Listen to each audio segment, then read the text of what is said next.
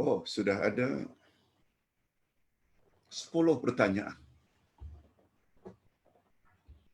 Ustaz jawab dulu. Ada kalau tak salah 3 pertanyaan, 2 pertanyaan dalam WhatsApp yang Ustaz terima malam dan pagi tadi.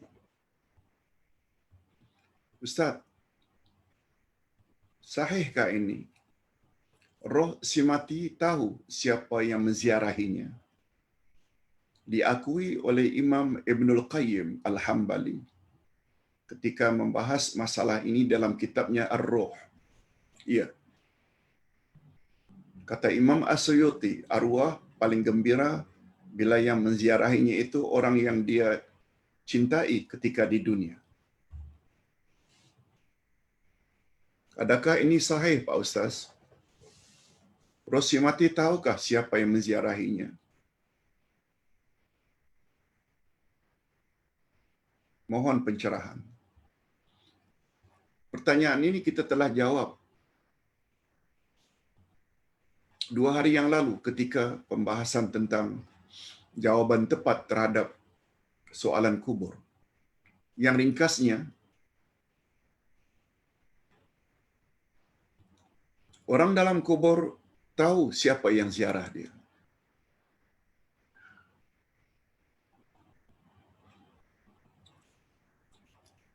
Cuma kenyataan Imam Ibnul Qayyim di dalam kitabnya Ar-Ruh, para ulama berbeza pendapat. Ada yang setuju, ada yang mengatakan tidak setuju. Tapi yang kita boleh jawab di sini dengan yakin, salam yang kita ucap itu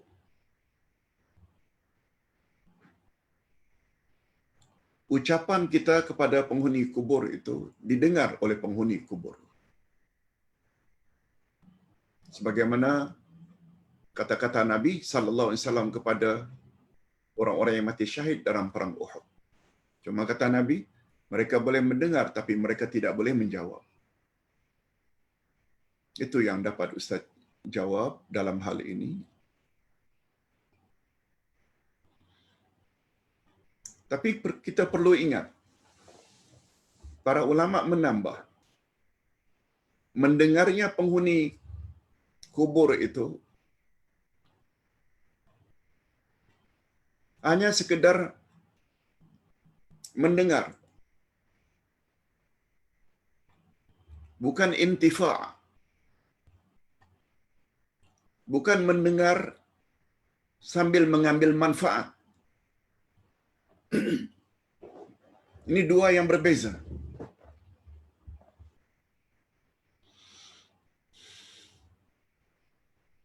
Kalau hadirin dan hadirat serta para pemirsa mendengar ceramah 1 jam lebih tentang kubur ini, lalu kita ambil pengajaran daripada apa yang kita dengar, itu maknanya kita mendengar sambil mengambil manfaat.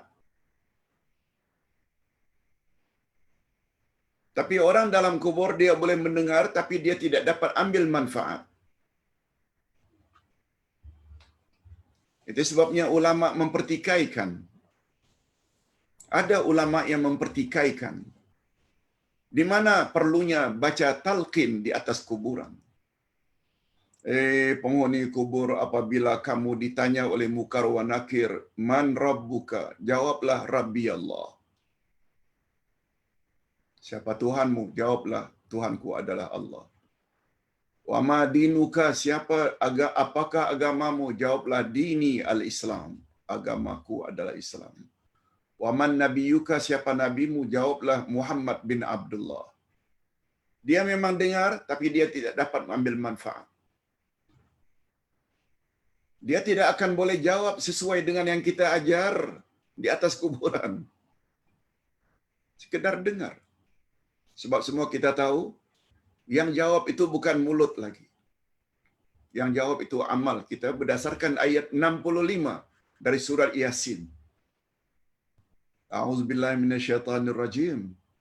Al-yawma nakhtimu ala afwahihim wa tukallimuna aydihim wa tashhadu arjuluhum bima kanu yaksibun. Pada hari itu akan kami kunci mulut-mulut mereka. Yang akan bertutur kepada kami adalah tangan-tangan mereka, dan yang akan menjadi saksi adalah kaki-kaki mereka terhadap apa yang mereka telah usahakan dulu di atas muka bumi.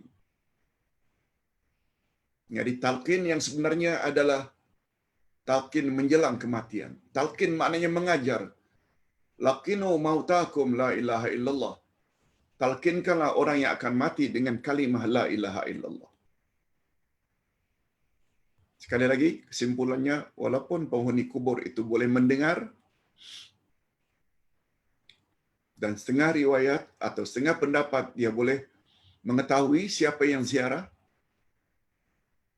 tapi dia tidak boleh dapat ambil manfaat daripada apa yang dia tahu. Satu lagi pertanyaan, Ustaz.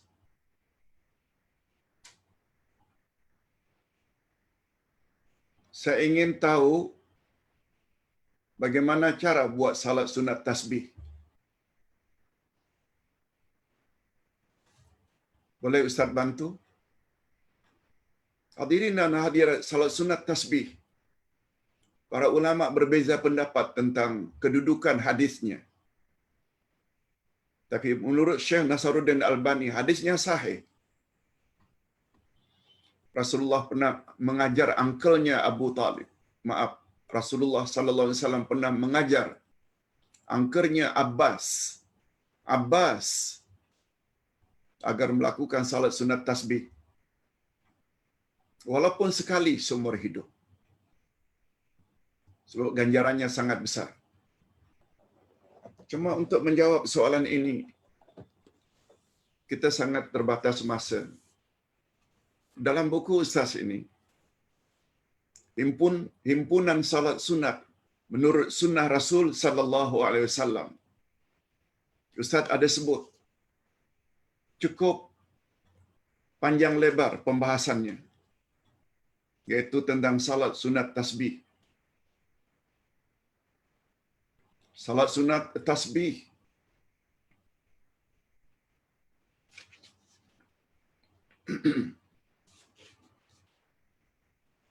terdapat di dalam kitab ini.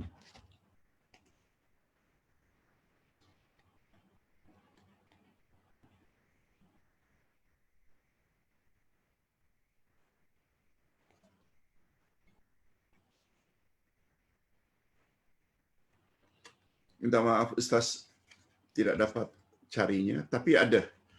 Ustaz masih ingat lagi, Ustaz ada bahas tentang salat sunat tasbih dengan panjang lebar dan beberapa pandangan para ulama tentangnya.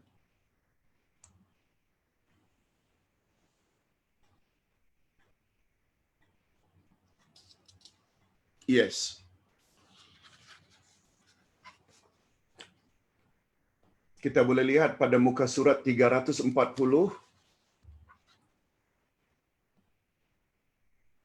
sampai 348. 8 muka surat memuat tentang salat sunat tasbih. Silakan. Kita berpindah kepada pertanyaan melalui Facebook. Ustaz akan jawab semampu yang boleh.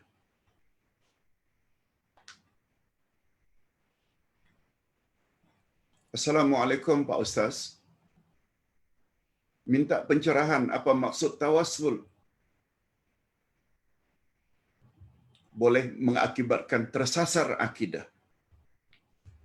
Bagus pertanyaannya.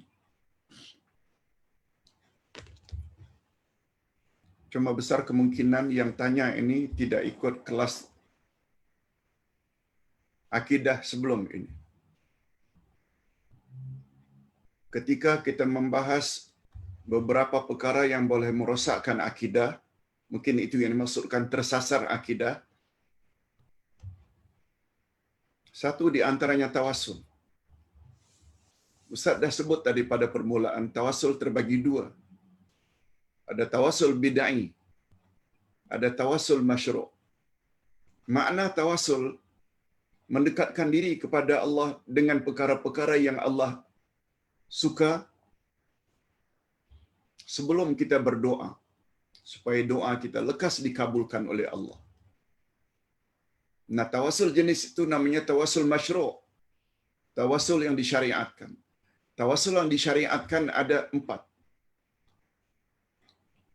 Kita sebut banyak-banyak nama Allah sebelum kita berdoa. Ya Hayyu, Ya Qayyum, Ya Rahman, Ya Rahim. Yang kedua, kita bertawasul dengan iman dan tauhid. Yang ketiga, kita bertawasul dengan amal-amal saleh kita. Dan yang keempat, tawasul melalui doa orang yang masih hidup. Selain itu, dia tergolong pada tawasul bid'ah. Tawasul bid'ah ini yang boleh menyasarkan akidah kita. Menyebut nama orang-orang yang sudah meninggal dunia. Wali ini, wali ini, wali ini, wali ini. Tak boleh. Sila baca dalam buku yang sama, Akidah Jilid 2, bab tawasul. Kalau tak salah, pelajaran sebelum ini, iaitu pelajaran yang kedua. Yang kedua, Assalamualaikum Pak Uday. Betulkah berzikir menghitung pakai tangan lebih afdal daripada pakai tasbih? Yes. Rasulullah sallallahu alaihi wasallam bersabda, apabila kamu berzikir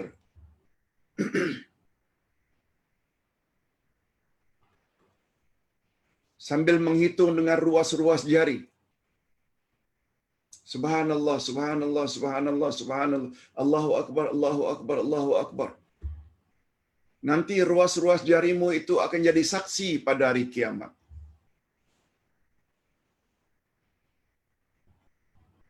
Itu yang datang dari Nabi sallallahu alaihi wasallam tentang ruas-ruas jari.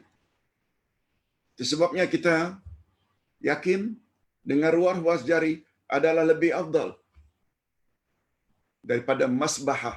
Sebenarnya istilahnya bukan tasbih. Kalau biji tasbih itu okeylah. Sebab istilah tasbih itu subhanallah. Masbahah ini iaitu alat untuk menghitung. Sama ada dengan yang bulat-bulat itu, sama ada dengan cara menghitung dengan menekan secara digital. Setengah ulama mengatakan boleh, setengah ulama kata tak boleh. Sebab itu menghampiri amalan-amalan orang-orang kafir. Coba kita tengok.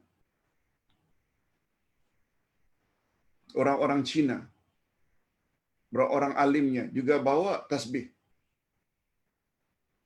Ustaz pernah dari Madinah, sebelum ke Belanda, Ustaz pergi ke Syria dulu. Ke Lebanon. Syria dan Lebanon berbeza dengan Madinah. Madinah semua orang Islam. Orang kafir tak boleh masuk. Sampai di Syria, Ustaz sempat pergi ke restoran.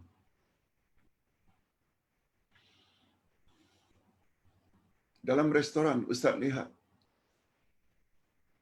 orang-orang Arab membawa tasbih ke mana-mana. Padahal mereka orang kafir. Sebab itu sudah jadi perhiasan tangan bagi mereka. Ustaz tidaklah mengatakan orang yang pakai masbahah itu ketika berzikir mereka orang kafir. Tidak. Amalan semacam itu tuh diamalkan juga oleh orang-orang kafir. Tidak dengan cara begini.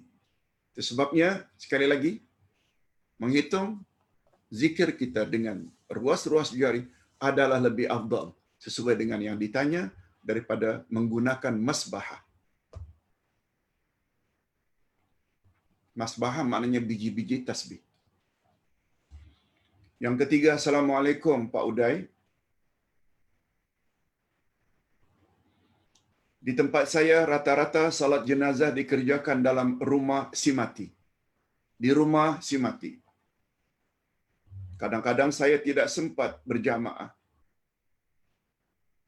Bolehkah saya salatkan jenazah itu setelah selesai dikebumikan di hadapan kuburan si mati secara sendirian?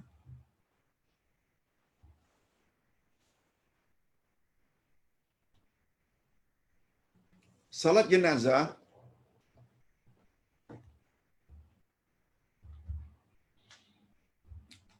salat sempena kematian seseorang.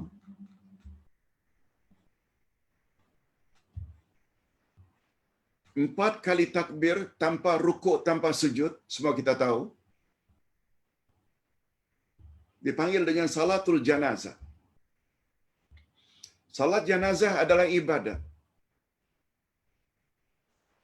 Pelajaran minggu lalu kita ada sebut. Larangan Nabi.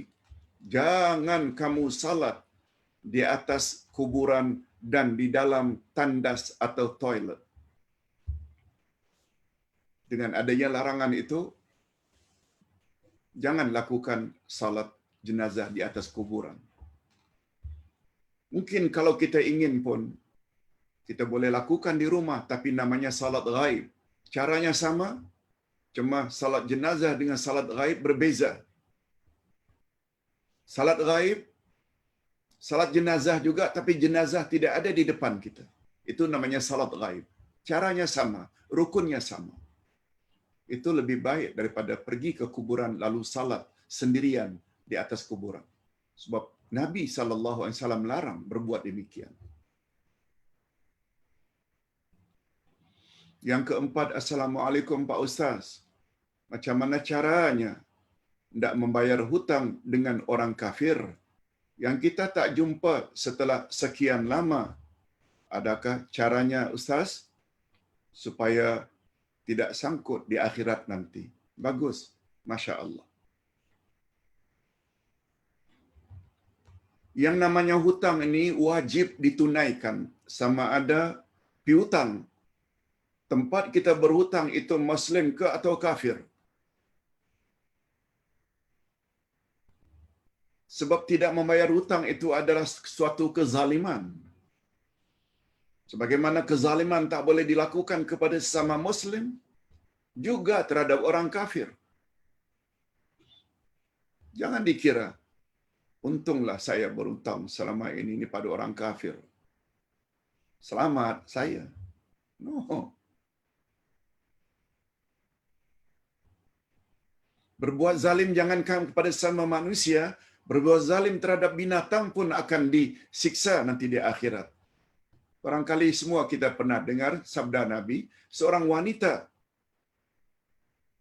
dihumban ke dalam api neraka gara-gara seekor kucing. Kucing tersebut dikurungnya, tidak diberi makan, tidak diberi minum, akhirnya mati kelaparan. Lihat, zalim terhadap binatang pun boleh membawa ke neraka. Hadis yang lain pula, berbuat baik pada binatang pun boleh mendapat ampunan Allah dan akhirnya masuk syurga. Sebagaimana satu riwayat, seorang pelacur, maaf cakap, karena kasihan lihat anjing yang sedang kehausan, lalu dia ambil air, dia beri minum. Kata Nabi, Allah ampun dosa-dosanya. Nah, kembali kepada pertanyaan, macam mana bila orang kafir tempat kita berhutang tak dapat dikesan? Jawabnya, kalau kenal ahli keluarganya, serahkan pada ahli keluarganya.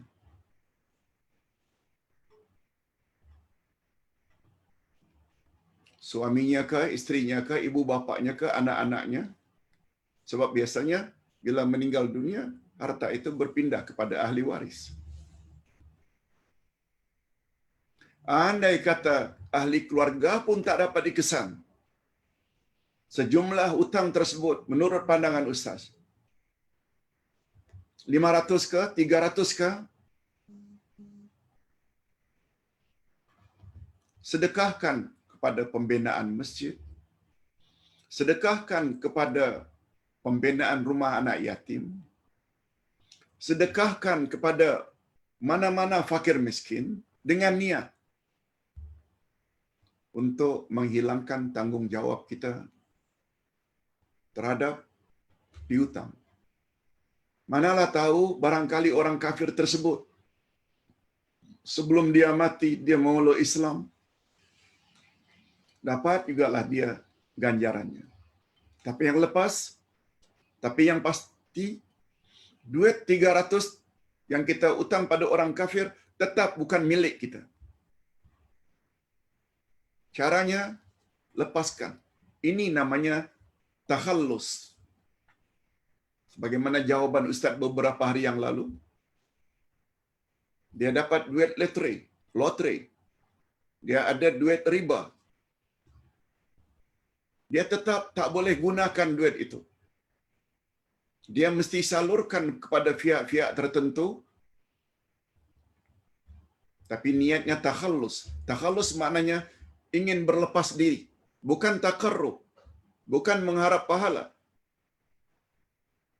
Seperti umpamanya kita dengan duit halal wakafkan untuk kitab, wakafkan atau bantu tahfiz Al-Quran, bantu pembinaan masjid, itu takarrub, mendekatkan diri kepada Allah dengan harapan agar mendapat pahala atau ganjaran. Tapi takhallus tak, untuk lepaskan saja. Tak boleh untuk kepentingan diri, walaupun untuk beli tayar kereta, walaupun untuk beli petrol, minyak, walaupun tidak dimakan, tetap tidak boleh untuk kegunaan diri. Wallahu a'lam.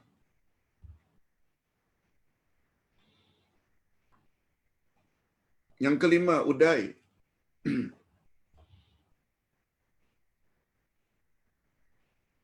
Di tempat saya, kepok kubur dibuat dengan batu keramik. Ada yang warna hitam putih, biru kuning, dan melebihi sejengkal. Adakah itu dikira sama macam menggapur kuburan, Ustaz?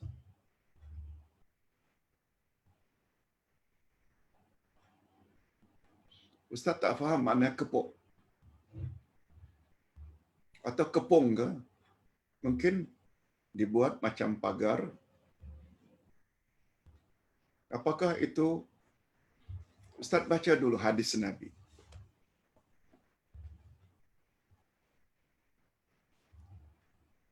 Jangan kamu tajsis kuburan. Tajsis maknanya kita bina kuburan secara konkret. Buat tembok secara permanen. Itu tajsis. Itu sebabnya kalau di atas kuburan kita hanya buat 4 bilah kayu yang tebal atau 4 bilah simen yang kita buat galangnya, sehingga kita letakkan galangnya, 4 keping semen atau kayu seperti ini, cuma ada lubang di sini. Setiap satu kita letak lubang, sehingga bila kita letak dan letak, di sini pula letak, jadi 4 segi. Bentuknya akan macam ini. Kuburan di tengah. Dan galangan tersebut boleh diangkat bila-bila masa. Di dalam galangan itu, lalu kita letakkan tanah, agak sejengkal. Yes, macam ini, kata para ulama, dibolehkan. Tapi apabila dikasih tembok, dikasih marmar, itu dah bentuknya permanen. Dilarang. Haram hukumnya dalam Islam. Kecuali kawasan itu kawasan bukit, yang apabila tidak ada tembok seperti itu, boleh mengakibatkan tanah longsor dan akhirnya jenazah akan nampak kembali. Sebagaimana yang Ustaz ceritakan tentang kuburan ibu Ustaz. Hadirin dan hadirat rahimakumullah. Yang dilarang itu adalah yang permanen. Tajsis. Tapi sekedar galangan itu tak mengapa, insya-Allah. Bagaimana yang kita lihat banyak kuburan di Malaysia. Yang keenam, Assalamualaikum Pak Ustaz. Saya ada kawan-kawan yang ada guru mursyid. Soalan, di akhir zaman ini, perlukah seorang guru itu mempunyai seorang guru mursyid? Okey. Hadirin dan hadirat rahimakumullah. Kita bila belajar ilmu agama perlu kepada guru. Guru pula hendaklah guru yang mursyid, yang boleh membimbing kita. Bukan asal guru. Itu sebabnya mengapa khulafa diakhiri dengan ar-rasyidin. Maknanya khulafa yang mursyid. Mursyid maknanya yang mampu membimbing. Walaupun tahap guru kita tidak sebagaimana khalifah ar-rasyidin, tapi paling kurang dia tahulah Quran, dia tahulah hadis Nabi, sunnah Nabi sallallahu alaihi wasallam. Dan kita pula sebagai muridnya orang awam, tidak ada background sekolah agama, boleh, tapi dengan syarat kita juga kena dengar kalau ada pandangan lain dari pandangan guru kita yang mursyid itu.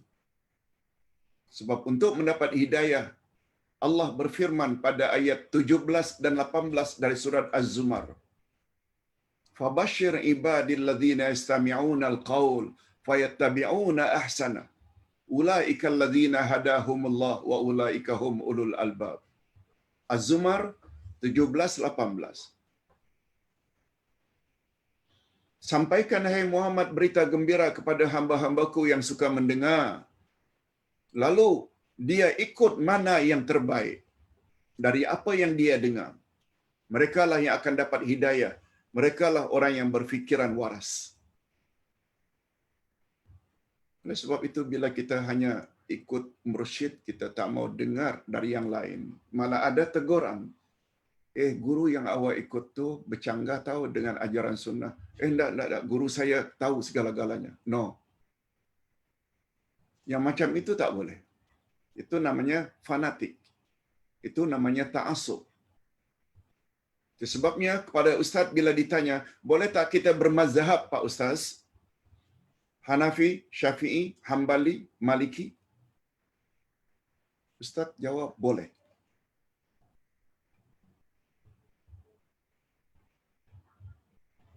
Jadi mengapa ada orang yang mengatakan tak boleh? Nah, ustaz tak setuju. Yang tak boleh itu ta'assub mazhab. Bermazhab, ikut pandangan mazhab, boleh. Malah bila kita ikut satu-satu mazhab, lalu kita dapati ada dalil lebih kuat dari mazhab lain, kita boleh ikut mazhab lain. Hari ini, semua kita tahu, menurut Imam Asy-Syafi'i tidak sah membayar zakat fitrah dengan duit. Zakat fitrah mesti dengan makanan pokok, beras. Yang boleh dengan duit ini pandangan Imam Abu Hanifah. Nah, hari ini kita tahu keperluan fakir miskin bukan hanya beras. Mereka juga perlu kepada keperluan-keperluan lain. Itu sebabnya dengan memberi duit, mereka boleh perbagaikan keperluan mereka. Seperti itu. Tidak bermakna kita cari yang mudah-mudah. Tak. Pokoknya ada dalil. Wallahu a'lam. Yang ketujuh, Assalamualaikum Pak Uday. Saya Azira ingin penjelasan lanjut atas tajuk hukum wanita ziarah kubur bagi wanita yang dalam iddah kematian suami. Bolehkah ia keluar dari rumah untuk mengiringi jenazah suaminya ke kuburan? Okey. Pertanyaan ini selalu ditanya. Yang Ustaz tadi cakap tentang ziarah kubur itu dalam keadaan biasa. Ziarah kubur siapa pun. Tetapi ayat Quran ada menyebut bahawa wanita kematian suami hendaklah dalam iddah selama 4 bulan 10 hari. Bila bermulanya dia beriddah, Pak Ustaz, tak boleh keluar rumah, bermula suaminya meninggal.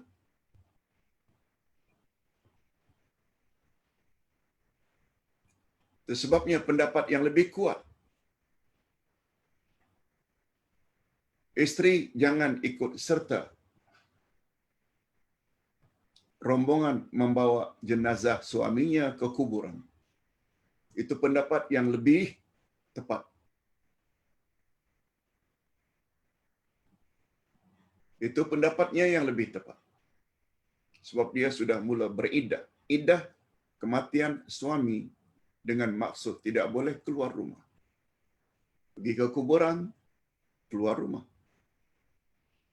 Walaupun ada pendapat yang lain, hukumnya boleh. Karena kepada Ustaz ditanya, Ustaz lebih cenderung kepada jangan antar suami ke kuburan. Sebab awak sudah bermula dengan iddah. Cukup doa. Cukup doa. Adapun komen orang tak sayang suami, nah, tak timbul. Tak timbul perkara itu. Wallahu a'lam. Ini pandangan Ustaz. Dan Ustaz setelah compare antara dua pandangan itu lebih yakin dengan jawaban ini.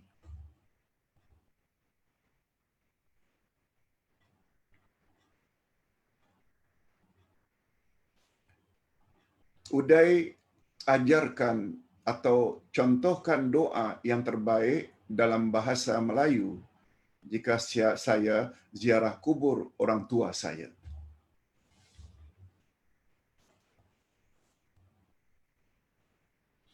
Bila saya ziarah kubur orang tua saya, tolong Pak Uday ajar saya bacaan dalam bahasa Melayu.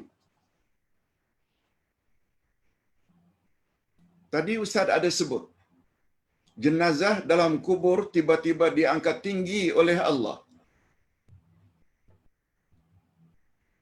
Ketika ditanya mengapa aku diangkat begini tinggi derjatku tak semena-mena, lalu dijawab, karena anakmu baru saja sebentar agar aku ampunkan dosa-dosamu. Satu dah.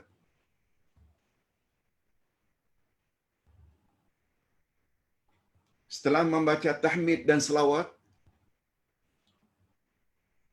yang ringkas, yaitu Alhamdulillahirabbil alamin, itu tahmid, wassalatu wassalamu ala asyrafil anbiya'i wal mursalin, itu salawat. Ya Allah, sambung dengan bahasa Melayu. Ampunkan dosa ibu bapakku. Cucuri mereka rahmat-Mu ya Allah. Sebagaimana mereka telah didik aku sejak dari kecil. Itu adalah terjemahan dari Rabbil firli wali walidayya warhamhuma kama rabbayani saghira. Ya Allah, ampunkanlah dosa ibu bapakku. Terimalah segala amal saleh mereka. Berilah mereka rumah yang lebih baik dari rumah sebelumnya. Berilah mereka pasangan hidup lebih baik daripada pasangan hidup sebelumnya. Ya Allah, hindarkan mereka dari azab kubur dan azab api neraka. Ya Allah, jadikanlah kuburannya bagaikan taman dari taman-taman syurga. Jangan Engkau jadikan kuburan mereka bagaikan kawah dari kawah-kawah api neraka. Itu antara lain yang penting. Dan yang lebih penting lagi khasnya kepada penanya, lebih penting lagi daripada doa itu. Yang lebih penting daripada doa itu, kita selaku anak banyak-banyak buat amal saleh. Salat, puasa, sedekah, salat malam, tahajud, witir, salat duha. Sebab kata Nabi, semua amal anak saleh pahalanya akan sampai pada mak bapaknya dalam kubur. Yes. Hadis sahih riwayat Imam Muslim. Idza mata ibnu Adam inqata'a amaluhu illa min thalath. Bila mati anak cucu Adam, semuanya terputus kecuali 3. Sedekah jariah, ilmu yang bermanfaat, dan anak soleh yang mendoakannya. Wallahu a'lam.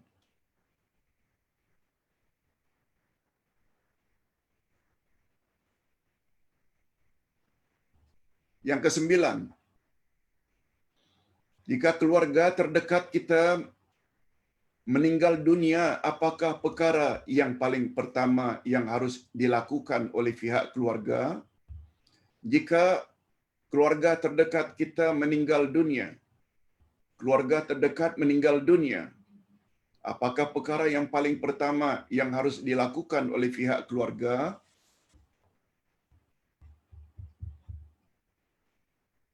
Kalau di Malaysia khasnya ada peraturan perlu dimaklumkan kematian tersebut.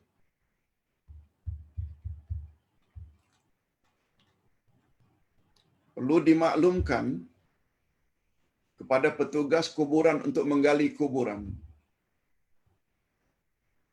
Perlu cari orang yang mahir dalam melakukan kerja-kerja atau kewajiban fardu kifayah.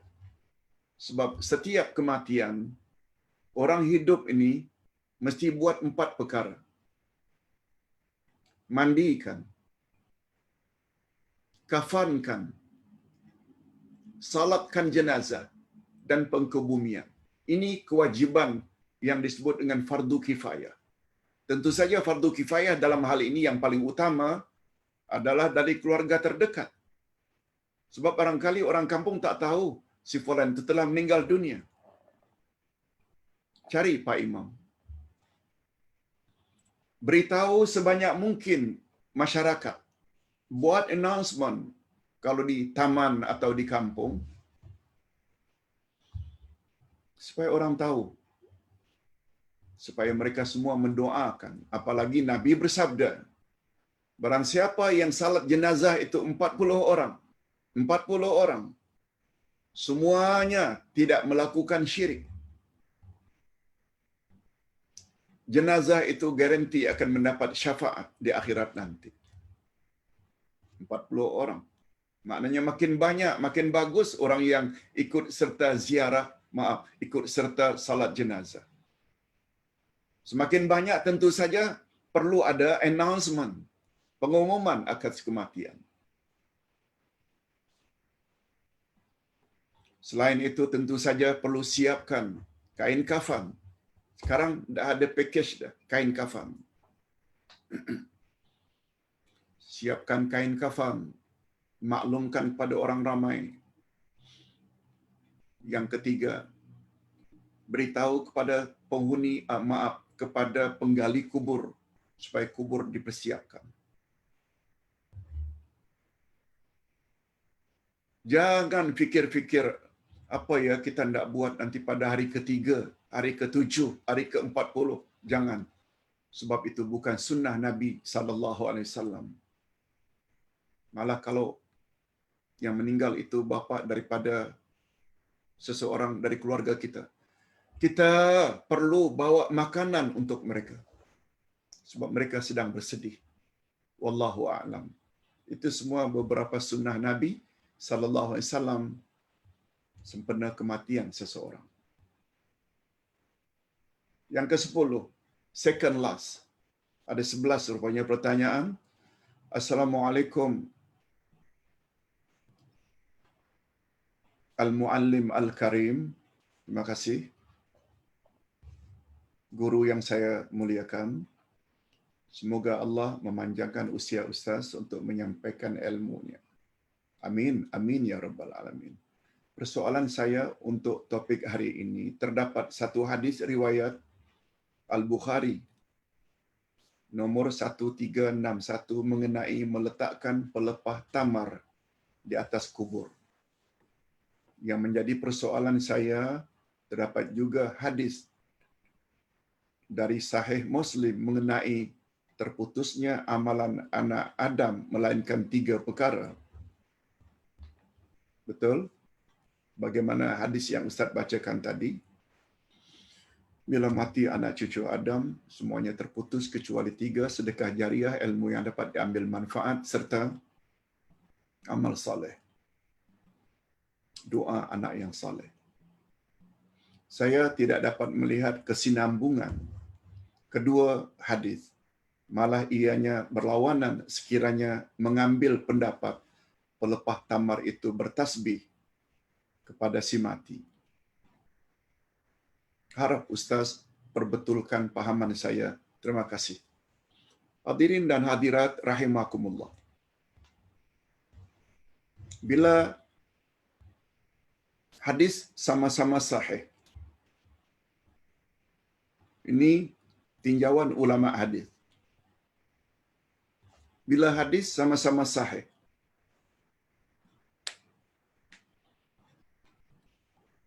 tugas kita jangan tolak. Tapi kita hendaklah combine. Yang dalam istilah ilmu hadis namanya taufik. Taufik. Kita gabungkan kedua-dua hadis itu. Ustaz buat contoh.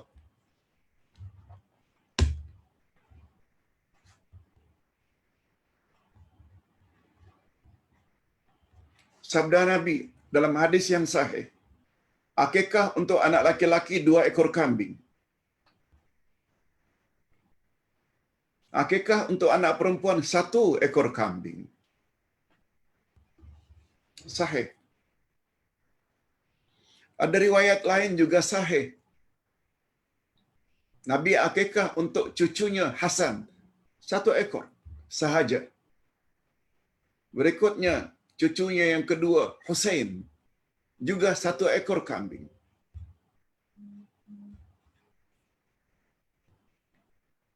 Kedua-duanya sahih. Kita tidak boleh tolak. Kita hendaklah taufik atau combine kedua-dua hadis itu dengan pengertian. Akikah 1 ekor kambing untuk baby boy sah. Tapi bila buat 2 ekor kambing untuk baby boy, lebih afdal. Jangan kata tidak sah. Sah. Cuma kalau 2 ekor kambing itu lebih afdal. Itu namanya combine. Hadis sahih riwayat Imam Bukhari. Jangan kamu i'tikaf kecuali pada 3 masjid. Masjidil Haram Mekah, Masjid Nabawi Madinah dan Masjidil Aqsa. Hadis sahih riwayat Imam Bukhari.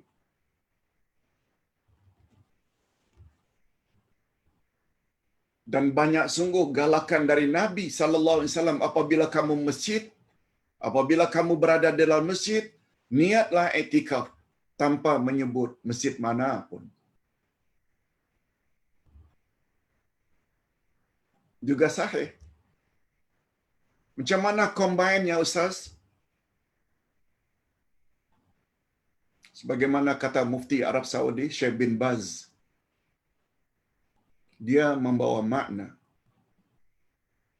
i'tikaf dalam 3 masjid itu adalah lebih afdal berbanding mana-mana masjid di atas muka bumi.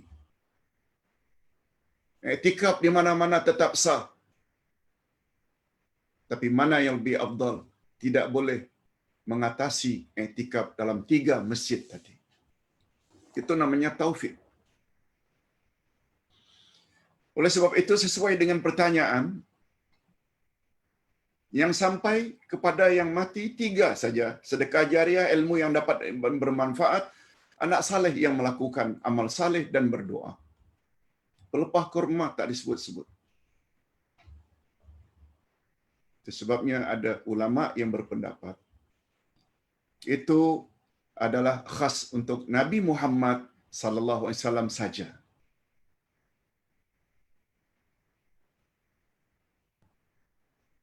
Nabi yang meletakkan itu. Itu namanya khususiat menurut pandangan setengah ulama. Ada beberapa amalan yang khas untuk Nabi sahaja. Kita tak boleh tolak. Yang umat tak boleh ikut. Umat boleh terima sedekah, tapi Nabi haram terima sedekah. Itu khususiat. Dan lain-lain. Yang Ustaz faham macam itu. Kepada penanya, terima kasih. Di atas doanya. Wallahu a'lam. Sebabnya ada setengah-setengah penceramah haram hukumnya memotong rumput-rumput di atas kuburan. Sebab semua rumput itu bertasbih. Oh. itu pendapat. Tapi Ustaz cenderung kepada itu khususiat untuk Nabi Muhammad sallallahu alaihi wasallam. Terakhir, salam Pak Ustaz. Kalau kita lalu dekat kuburan ketika menaiki kenderaan dan bagi salam, boleh tak kita doakan dalam bahasa Melayu? Yes. Walaupun kita tidak menuju ke kuburan, kebetulan jalan yang kita lalui itu tertera perkuburan Islam. Seperti Ustaz apabila hendak pergi ke Kuala Lumpur, mesti saja melalui kuburan di sebelah kiri, di Salak South. Ustaz tak lupa mendoakan. Sambil menoleh ke arah kuburan, sedang drive, Assalamualaikum ya ahlal kubur minal muslimin wal muslimat wa inna insyaallah bikum lahiqun. Ya Allah, jadikanlah kuburan mereka bagaikan taman-taman syurga. Ya Allah, ampunkanlah segala dosa-dosa mereka. Dalam bahasa Melayu, boleh. Tak semestinya untuk orang yang khas untuk ziarah kubur. Kita lalu saja boleh. Tapi jangan baca doa bila melalui kubur Cina, kubur orang Kristian. Nah, mereka memang tak boleh didoakan. Nabi saja dilarang oleh Allah mendoakan untuk angkelnya Abu Talib yang begitu baik dengan baginda. Sebab Allah berfirman, "Hei Nabi, jangan kau minta ampun kepadaku bagi orang-orang yang mati dalam syirik, walaupun dia adalah kerabatmu sendiri." Hadirin dan hadirat, untuk membolehkan kita berbuat dalam hidup ni selari dengan kehendak agama, tuntut ilmu, tambah ilmu dari Quran dan sunnah Nabi sallallahu alaihi wasallam. Mudah-mudahan apa yang kita sampaikan pada pagi ini ada jugalah manfaatnya. Kita doa, alhamdulillahirabbil alamin, wassalatu wassalamu ala asyrafil anbiya'i wal mursalin wa ala alihi wa sahbihi ajma'in. Ya Allah, kami mohon kepadamu penambahan ilmu yang bermanfaat, rezeki yang baik-baik dan amal yang diterima. Ya Allah, ampunkanlah dosa ibu bapa kami.